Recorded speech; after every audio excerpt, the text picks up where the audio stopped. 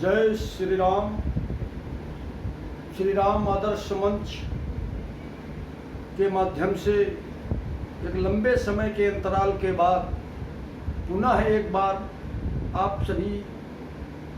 इस मंच के जुड़े हुए साथियों व हमारे जानने व पहचानने वाले सभी अनन्य मित्र, आप सभी का मैं हार्दिक स्वागत, वंदन एवं अभिनंदन करता हूं इस मंच के माध्यम से। प्रिय साथियों, आज का जो विषय है हमारा आपसे संवाद करने का,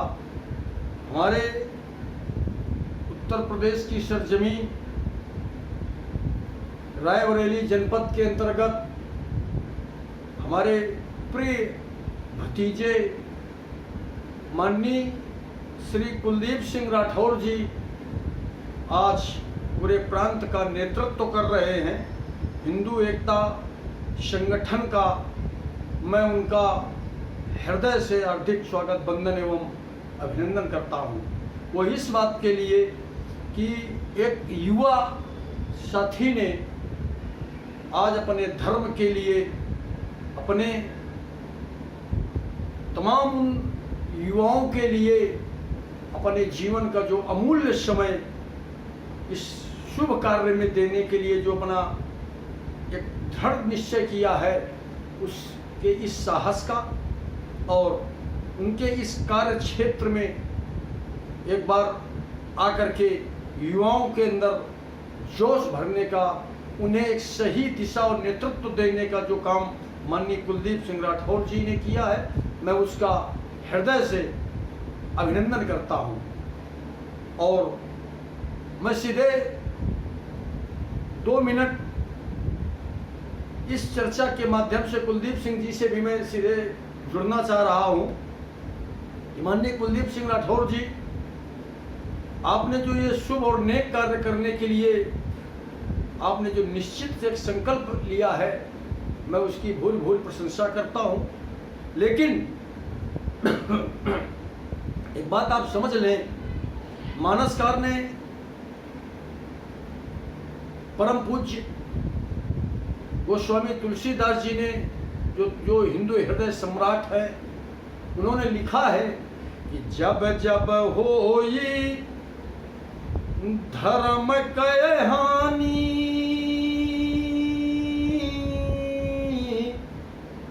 अब बड़ी है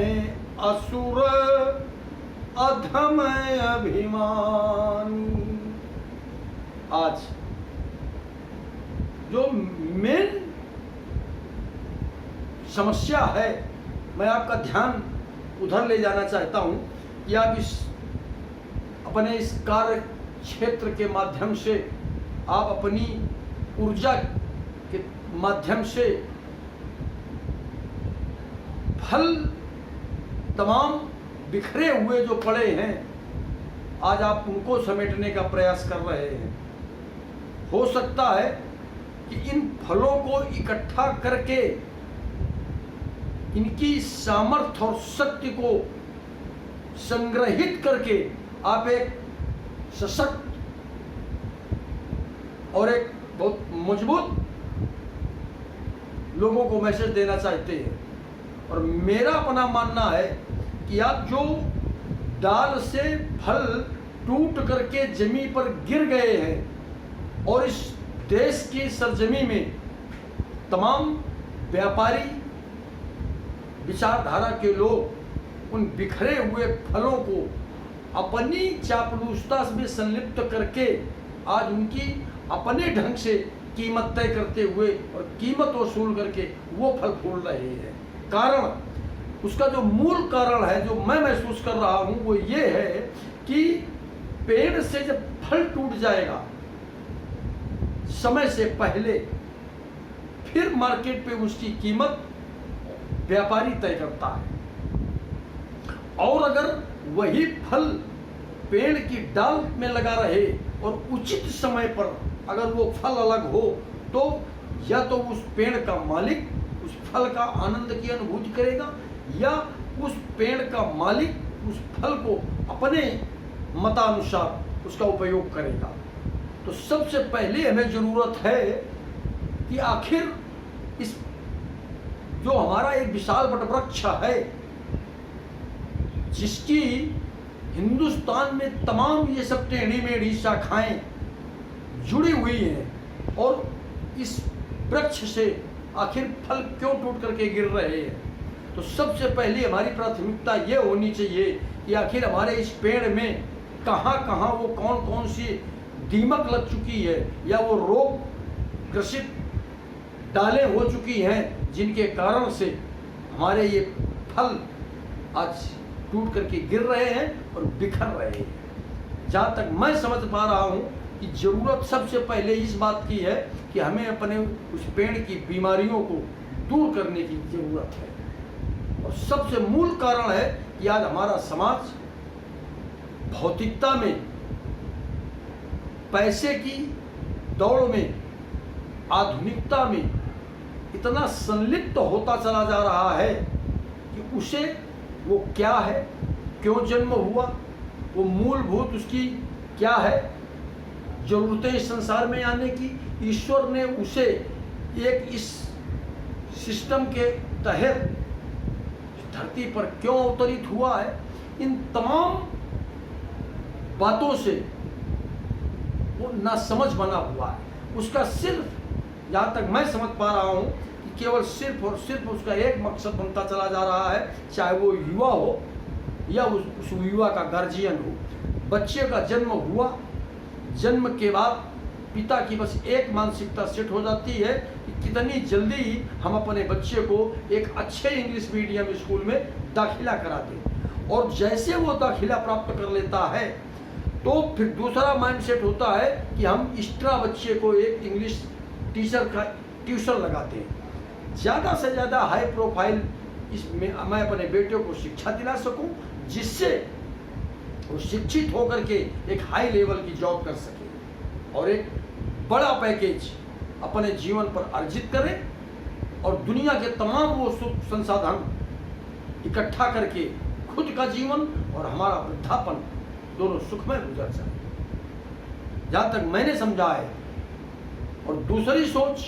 व्यक्ति की दौलत प्राप्त के लिए अब जब जरूरतें इस तरह की बढ़ जाएंगी, इस सामर्थ्य से ज़्यादा बढ़ करके वो व्यक्ति अपने पारिवारिक जनों की ज़रूरतें पूरी करने के लिए कदम पर कदम बढ़ाता चला जाएगा, तो फिर निश्चित है कि वो उन ज़रूरतों को पूरा करने के लिए वो कहीं न कहीं गलत तरीके से, आपराधिक तत्व से, या अन्य तमाम वो एक ऐसे मार्ग हैं जो अमानवीय क्षेत्र से जुड़ते हैं, वहाँ से वो पैसे की आय के स्रोत बनाने और खोलने का प्रयास करेगा। जहाँ तक मैं समझ पाया हूँ, तो सबसे पहले ज़रूरत है हमें अपनी मानसिकता को बदलने की, सोचने की। एक बार ठहर करके हम अपने जीवन की पद्धति को अवलोकन जरूर करें कि हम एक सही दिशा पर जा रहे हैं या केवल भौतिकता पर संलिप्त होकर के धनोपार्जन करने के हेतु अपने जीवन को उस दिशा पर मोड़ रहे हैं। विचार यहाँ करने की आवश्यकता है सबसे पहले। तो अब मैं कुलदीप जी से कहना चाह रहा हूँ, जो हमारी युवा पीढ़ी है, जो बुजुर्ग पीढ़ी उस पायदान पर खड़ी है, वहाँ कुछ भी बदलाव नहीं किया जा सकता। वहाँ से केवल सलाह मशवरा और उनसे राय ले सकते हैं। लेकिन जो हमारी युवा पीढ़ी खड़ी है और जो हमारे पीछे की पंक्ति पर लोग खड़े हैं, जो युवा बनने की स्थिति पर है, या जो तीसरी पीढ़ी है जो भी बाल्यापन और किशोरावस्था पर है, जिनसे भारत उम्मीद लगाए बैठा है, वो हमारे देश के भावी कर्णधार जो हमारी तीसरी पीढ़ी भी पीछे खड़ी है। यहाँ भी बहुत कुछ अवसर हैं जो यहाँ हम अगर हृदय से, पूरी ईमानदारी से अगर परिश्रम या मेहनत करने की ज़रूरत है। जहाँ तक मैं समझता हूँ, मेरा अपना मानना है कि केवल राजनीतिक परिदृश्य के लिए या राजनीतिक लाभ प्राप्त करने के लिए, सत्ता पहुँच केवल इसके लिए, या हमारी जान पहचान बहुत दूर दूर तक हो जाए, या लाखों लोग मुझे जानने लगे, या तमाम अन्य साधनों से हमारे पास पैसे का स्रोत खुल जाए, केवल इस बात के लिए अगर लोग राजनीति करना चाह रहे हैं, या केवल हमारा अपना एक ये लक्ष्य है, तो फिर किसी को भी या कहीं से भी कुछ उपलब्धि नहीं हासिल कर सकते हैं। घूम फिर करके मामला वहीं खड़ा रहेगा, ढाक के 3 पार। अच्छा, जो मैंने अनुभव किया हृदय से, जिन जिन लोगों ने, हमारे उन महापुरुषों ने देश के लिए, धर्म के लिए, मानवता के लिए या आने वाली पीढ़ियों के लिए जब जब जो जो कुछ भी किया, उनके हाथ कुछ लगा नहीं सिवा मृत्यु के उपरांत यश और उनकी शोहरत। लेकिन आज उसका ठीक विपरीत है। आज वर्तमान टाइम पर लोग करना कम चाहते हैं लेकिन पाना ज़्यादा चाहते हैं। त्याग, बलिदान ये दूर दूर तक उनके शरीर पर छू नहीं जा रहा है, लेकिन शोहरत, यश, दौलत, इज्जत ये सब बहुत ज़्यादा से ज़्यादा तुरंत चाहता है। अगर इस विचारधारा से हम हट करके केवल मानव कल्याण के लिए और उससे भी पहले अपने जीवन की सार्थकता को ध्यान में रखते हुए कि आखिर मानव जन्म मुझे यहाँ क्यों मिला, मानस की एक चौपाई याद आती है, वो मैं उसके माध्यम से चर्चा करना चाह रहा हूँ कि जिस समय ऋषिमुख पर्वत पर सुग्रीव अपने भाई बाली के भय से छिप करके अपना जीवन गुजार रहे थे, उसी समय जब भगवान राम अपने अनुज छोटे भाई लक्ष्मण के साथ मदद के प्राप्त करने के लिए ऋषिमुख पर्वत की तरफ बढ़ रहे थे, कुछ जासूसों के द्वारा सुग्रीव को जब बताया गया कि हमें ऐसा लगता है कि सुग्रीव के द्वारा कुछ भेजे हुए 2 राजकुमार रूप बदल करके यहाँ की जानकारी जुटाने के उपरांत के लिए आ रहे हैं। सुग्रीव ने हनुमान जी को भेजा कि आप बल बुद्धि के, विवेक के धनी हैं, आप जाकर के जरा इस स्थिति का आकलन करें। तो हनुमान जी जब वहाँ पहुँचते हैं भगवान श्री राम के पास, तो ये चौपाई तो उस समय की है, लेकिन मैं इस चौपाई के माध्यम से प्रत्येक उस मानव से पूछना चाहता हूँ, समझना चाहता हूँ। हनुमान जी ने भगवान श्री राम से पूछा कि कठिन भूमि कोमल पदगामी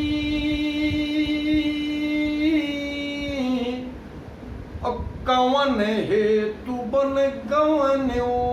स्वामी, कि हे राजकुमार, आप बड़े कोमल और नाजुक हैं और आप इस भयावह जंगल में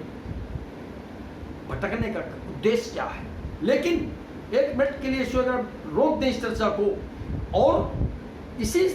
चौपाई को, इसी टॉपिक को हम थोड़ा आगे बढ़ करके सोचें कि जब बच्चा माँ के गर्भ में होता है और उस नर्क की यातनाओं को सहते हुए जब वो परमात्मा से जुड़ करके इस नर्क से मुक्त होने का अनुनय, विनय और प्रार्थना करता है, तब जब वो उसी समय जब ईश्वर की कृपा से जब वो माँ के गर्भ से जीव जन्म लेकर के बाहर आता है, तब परमात्मा अपने द्वारा सृजित इस मानव तन में जो युक्त आत्मा से पूछ रहा है यही चीज कि कठिन भूमि, कि हे जीव, ये संसार बहुत दुर्गम और कठिन भूमि है। कठिन भूमि और कोमल पदगामी, ये संसार कांटों से बड़ी भरी हुई जिंदगी आपको यहाँ झेलनी पड़ेगी, बहुत दर्द युक्त जीवन आपको सहना पड़ेगा और आप बहुत नाजुक और कोमल जीव हैं। कठिन भूमि और कोमल पदगामी कवन हेतु बन, हेतु मेन चर्चा हमारा इशारा यहाँ इस जगह लाने का है कि कवन हेतु बन गवने स्वामी। इस संसार रूपी जंगल में एक बहुत ही कोमल जीव को इस मृत्यु लोक में आने का उद्देश्य क्या है। हेतु मीन्स उद्देश्य यानी पर्पस, लक्ष्य, टारगेट। आखिर इस मृत्यु लोक में 84 लाख योनियों को भटकने के बाद इस मृत्यु लोक में अगर आपको जन्म देकर के मानव तन को अवसर जो प्राप्त हो रहा है, इसके पीछे उद्देश्य क्या है, यानी लक्ष्य आपका क्या है। और जब तक जीव मां के गर्भ में रहता है तब तक उसे अपना लक्ष्य याद रहता है। और जैसे वो गर्भ से बाहर इस मृत्यु लोक में माया की आगोश पर लिप्त होता है, वो पुनः अपने लक्ष्य को भूल जाता है। तो मेरा सिर्फ कहने का आशय ये है कि अगर हम हृदय से अपने उस यहाँ मृत्यु लोक में जन्म लेने के उद्देश्य का अगर एहसास हमें हो जाए पहले, और फिर मैं अपने आसपास के उन युवाओं के साथ सानिध्य में ला करके या उनके सानिध्य में जा करके जब हम एक धार्मिक चर्चा के तहत उनसे इस विषय पर अनवरत हम चर्चा करें, आखिर हमारा उद्देश्य क्या इतना ही था जन्म लेने का कि पैसा कमाना, बड़ी बड़ी कोठी, बिल्डिंगें, इमारत, प्रॉपर्टी बनाना, या धन के गरिमा में गौरवित होकर के इस गरीब, या उस सब्जेक्ट पर हम नहीं चर्चा करना चाहेंगे, स्त्री भोग की संलिप्तता पे लिप्त होना, या तमाम अन्य मार्गों से धन अर्जित करते हुए सत्ता की सुख प्राप्ति के लिए अन्य तमाम रास्तों से राजनीति में प्रवेश पा लेना। क्या केवल मानव का इतना ही उद्देश्य था? अगर हृदय से इस देश का प्रत्येक व्यक्ति यह एहसास कर ले, अपने हिंदू हृदय सम्राट प्रातः स्मरणीय गोस्वामी तुलसीदास जी की इसी एक चौपाई पर अगर विचार कर ले, मंथन कर ले, तो शायद हमारे तमाम वो युवा भटके हुए जो हैं, अभी भी उनकी हम सबके पास वक्त है सुधरने और संभलने का। तो मैं माननीय कुलदीप सिंह राठौर जी से अनुरोध करूंगा कि वो अपने क्षेत्र, एक छोटे छोटे दायरे में क्षेत्र चिन्हित करते हुए सबसे पहले संकल्पबद्धता इस बात की हो कि हम अपने इस धर्म रूपी विशाल वृक्ष को जड़ मजबूत करें। जड़ मजबूत करने की सबसे पहले जरूरत है, और उस जड़ को आज दीमक, तमाम तरह की बीमारियां, तमाम तरह के कीड़े मकोड़े लग करके हमारे धर्म की, हमारे राष्ट्र की, हमारे देश की गरिमा, हमारी मूलभूत संस्कृति, इसे समूल नष्ट करने का जो षड्यंत्र तमाम उन दीमक के कारण, तमाम उन कीड़े मकोड़ों के कारण जो खत्म करने का प्रयास किया जा रहा है, सबसे पहली जरूरत है हमें अपने इस राष्ट्र के गौरविंत उस वृक्ष की जड़ में डीजल डीएपी पूरी सशक्तता के साथ करने का पहला प्रयास किया जाए। और उसका जो मैं समझता हूँ वो ये है कि हम सब समझदार यंग युवा लोग इतना तो समझ चुके हैं या समझते हैं, तो मैं कुलदीप सिंह राठौर जी से निवेदन करूंगा कि अपने इलाके में छोटे छोटे इलाकों को चिन्हित करके किसी भी एक देवालय में, मंदिर में, जो भी धार्मिक हमारे पूर्वजों के द्वारा चिन्हित किए हुए देव स्थान हैं, वहाँ प्रत्येक मंगलवार को क्षेत्र के अनुसार एक ये सुनिश्चित करने का प्रयास किया जाए कि हम हर मंगलवार को 10 लोग, 5 लोग, 20 लोग, 2 लोग, जितने भी हम वहाँ पहुँच सकते हैं समय के साथ, सप्ताह में केवल एक दिन हमें घंटे, 2 घंटे, आधा घंटे, जो भी हमें पास समय है, हमें निश्चित संकल्पबद्ध होने के प्रयास करना पड़ेगा कि हम कुछ भी करें, कहीं भी रहें, किसी भी स्थिति पर हों, लेकिन मंगलवार के दिन हम अपने उस एरिया के में जो चिन्हित किया हुआ हमारा एक देव स्थान है, वहाँ हम पहुँच करके और अपने कलयुग के सबसे सशक्त और ताकतवर इष्ट हनुमान जी की प्रार्थना, पूजा, अपने व अपने पारिवारिक जनों के जन कल्याण के लिए, अपने जन्म के जीवन के उद्देश्य के लिए मैं भगवान बजरंगबली, भगवान श्री राम के अनन्य भक्त, जिनकी बल बुद्धि का आज दुनिया कायल है, जिनको भगवान श्री राम ने भी ये कह रखा है कि भरत के समान आप मेरे भाई हैं, केवल भक्ति के कारण और जो उनके अंदर सामर्थ्य और शक्ति जो उन्होंने संग्रहित की भगवान श्री राम की विशेष कृपा के द्वारा,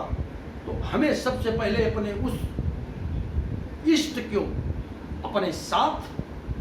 हृदय में बसाने की जरूरत है। जब वो इष्ट से हम जुड़ करके परमात्मा श्री राम के सानिध्य की तरफ बढ़ने का प्रयास करेंगे, तो ये निश्चित है जब, चूंकि ब्रह्मवाणी में कहा गया है कि सन्मुख होई और जीव मोहि जबहि। कारण ये ब्रह्मवाणी है कि जब जीव मेरे सन्मुख आ जाएगा, अपने को समर्पण भाव लेकर के मेरे शरणागत हो जाएगा, तो करोड़ों पाप उस जीव के द्वारा पीछे जो भी जीवन उसने गुजारा, करोड़ों पाप ईश्वर माफ करते हुए और अपनी शरण में ले लेगा। और जिसे ईश्वर शरण में ले लेगा, उससे ज्यादा सामर्थ्यवान, शक्तिवान, ताकतवान कौन हो सकता है। सबसे पहली जरूरत है कि हमें अपने मानस पटल पर यह बात मजबूती के साथ बैठाने की जरूरत है कि हम सब 10-10, 5-5 की साथ अपने छोटे छोटे एरिया के दायरे में रह करके एक दिन निश्चित करें, यह संकल्पबद्ध करें कि हम अपने इस पेड़ को मजबूत करने के लिए सबसे पहली जो हमें प्राथमिकता देनी है डीजल डीएपी की, वो ये है कि क्षेत्र बाई क्षेत्र, इलाके बाई इलाके, हम सब लोग सबसे पहले इस कार्य को मजबूत करने का प्रयास करें। और अगर मेरी बात, मेरी आवाज प्रदेश अध्यक्ष माननीय कुलदीप सिंह राठौर जी तक पहुंचेगी, तो मैं उम्मीद करता हूं कि हमारी इस चर्चा पर वो गहन विचार करने के बाद, यह विश्वास ही नहीं पूर्ण भरोसा भी मैं कर सकता हूं कि अगर मेरी चर्चा उनके हृदय में जरा भी छू गई, तो वो इस विषय को विचार करते हुए और ये एक कदम इस तरफ बढ़ने का जरूर प्रयास करेंगे। और अगर वो हृदय से, कुलदीप सिंह राठौर जी, मैं आपको भरोसा दिलाता हूं कि अगर आप हृदय से एक कदम इस कार्य की तरफ बढ़ेंगे, तो ईश्वर आपको 1000 कदम तक आपके साथ चल करके इस मुकाम तक पहुंचाने का वो निश्चित करेगा, जहां जो सफलता आप प्राप्त होगी। इसी विश्वास के साथ ज्यादा चर्चा न करते हुए पुनः एक बार मैं सिर्फ यही कहना चाहूँगा कि आप इस विषय पर न जाएं कि हमारे साथ, हमारे संगठन में या कितने लोग जुड़ रहे हैं, कितने नए हम जोड़ दें, ये बात मायने नहीं रखती है। बात मायने ये रखती है कि हम आज कितने कम लोग हैं और हमारा जो अपना प्रदर्शन है, जो हमारा कार्य क्षेत्र है, जो हम एक मजबूत, खूबसूरत और सुंदर मकान बनाने के लिए जो प्रयास कर रहे हैं, उसकी नींव कितनी ताकतवर और कितनी मजबूत बना करके हम मकान का निर्माण करने का प्रयास कर रहे हैं। जब हमारा फाउंडेशन बनेगा, एक न एक दिन, आज नहीं तो कल, हमारे साथ अनवरत लोग जुड़ते चले जाएंगे और एक बड़े काफिले के साथ आपको वो मुकाम निश्चित प्राप्त होगा। इसी के साथ मैं अपनी बात को यहीं समाप्त करता हूं और कुलदीप जी, मैं आपको भरोसा दिलाता हूं कि आप अपने इस विशाल वृक्ष की जड़ों को मजबूत करने का प्रयास करें और ईश्वर आपको इस पर सफलता दे। हमारी आपके लिए हार्दिक शुभकामनाएं और शुभ आशीर्वाद। आपका अपना अजीत सिंह राठौर।